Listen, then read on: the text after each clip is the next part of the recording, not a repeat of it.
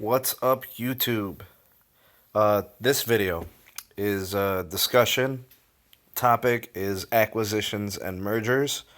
This is usually something that I don't really feel too compelled to talk about, but I felt like this article from fiercewireless.com is really interesting. And this is information that is not considered new, but what it is it does show a little bit of development in terms of the current political situation, and I'll explain how politics kind of ties into this. Anytime you have big business, you have lobbying, you have politics behind it, mergers and acquisitions becomes kind of a hot topic in terms of the consumer market. So in the situation for wireless carriers, you have the big four. You've got the smaller players in T-Mobile and Sprint, and the two big ones in AT&T and Verizon. Now, in my last video, I talked about the ability of Verizon and AT&T to retain their customers. They do a really good job. Their churn rates are very low. They usually get to hold on to their customers. But competition in and of itself is good for consumers, and this article kind of addresses that. And a lot of people are fearful that a potential merger between Sprint and T-Mobile, or Sprint being bought out by another company, could be detrimental to competition, therefore leading to a spike in costs of plans and things of that nature.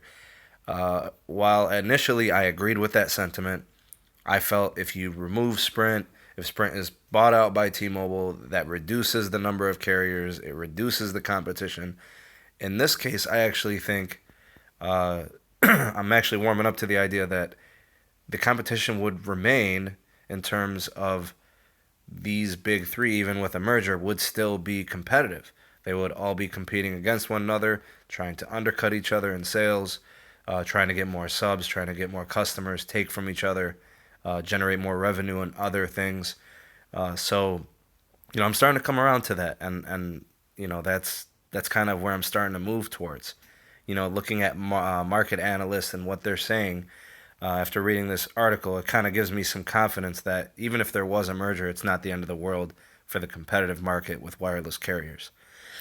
So it goes on to talk a little bit about some of the politics behind it, the interventions of. It talks about SoftBank and these failed acquisitions of T-Mobile when AT&T tried to buy them, and Sprint being bought out and things like that. So it's an interesting read if you haven't read it before or learned of these things.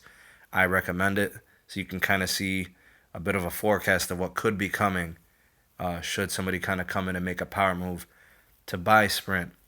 Now that's complicated. Sprint owes a lot of money. They have a lot of debt. But they have promise in that they contain a lot of spectrum. They do have high levels of ownership in the spectrum realm of things. So they're not without their pros. They definitely have major issue with debt, but they definitely have a potential for someone to want to buy.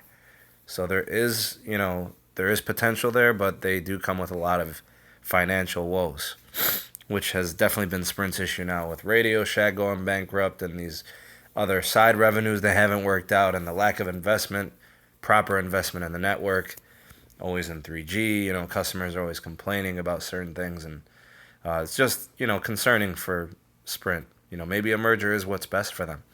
Me personally, this is just my opinion.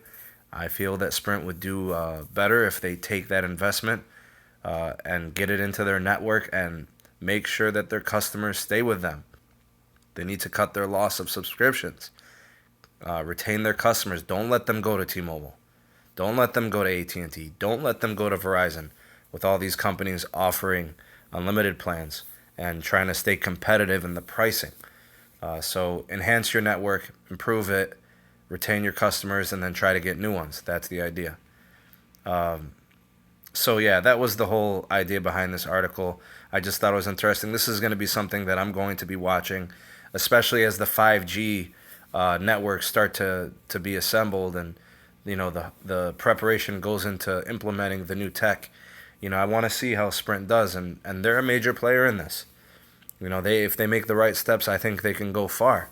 But they've got to make the right investments. They've got to use their capital in the right way.